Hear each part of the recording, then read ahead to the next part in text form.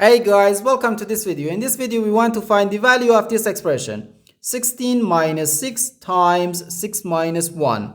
Are you ready to solve? Let's go ahead and get started. 16 minus 6 gives us 10. And inside this parentheses, we have 6 minus 1, which equals 5. So 10 times 5 equals 50. But this answer is not correct, because according to the order of operations, which is PEMDAS, P stands for parentheses, E stands for exponents, M and D stands for multiplication and division, and A and S stands for addition and subtraction. First we have to do parentheses, then exponents, then multiplication or division, and finally addition or subtraction. Remember that multiplication and division have equal priority and we have to work from left to right. And the same applies to addition and subtraction. In this expression, we have one subtraction, one multiplication, and one parentheses.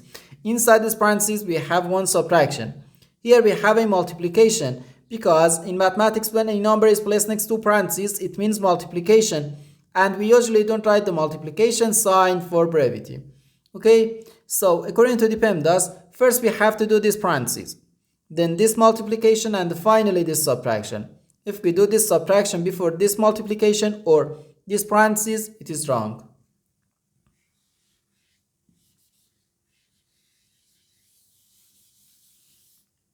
So first we have to do this parentheses. Inside this parentheses, we have 6 minus 1, which equals 5. So we have 16 minus 6, then times 5. Now we have one subtraction and one multiplication.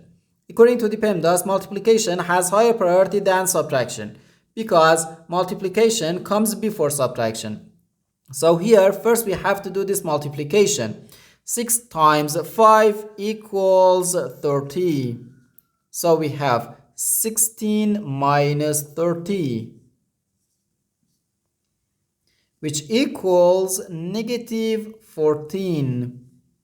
And this is our final answer to this problem. The correct answer is negative 14.